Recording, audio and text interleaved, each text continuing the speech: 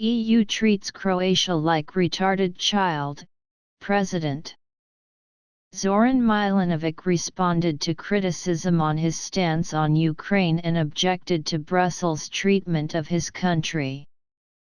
Croatian President Zoran Milanovic called out the European Union for treating its members like developmentally challenged children, telling reporters on Friday that his tolerance for such behavior was approaching its limit.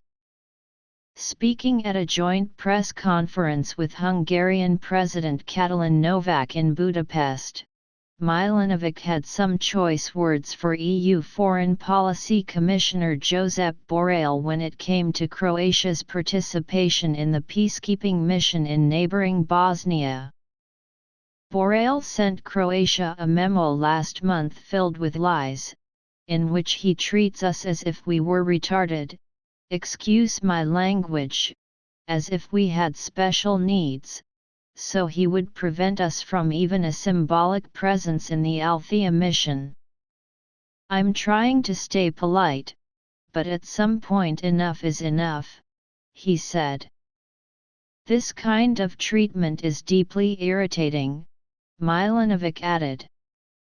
Today they do this to Hungary, tomorrow it will be some other, bigger country they want to bring into line.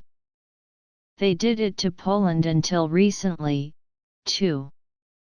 Poland now gets a pass due to the situation in Ukraine, but their turn will come again tomorrow.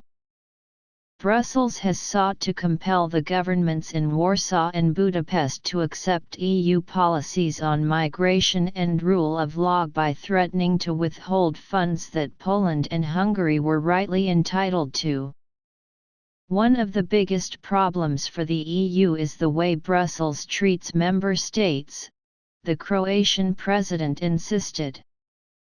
I think Croatia and Hungary are within the framework of European values, which can't be the same for every state, Milanovic said. If the EU wants to progress, it has to accept this diversity.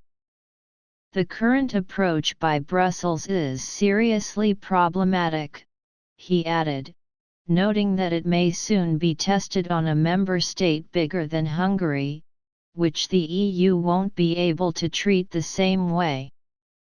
Milanovic also commented on the backlash to his comment earlier this week, when he called the conflict in Ukraine a proxy war against Russia, for which he was complimented by Russian Foreign Minister Sergei Lavrov.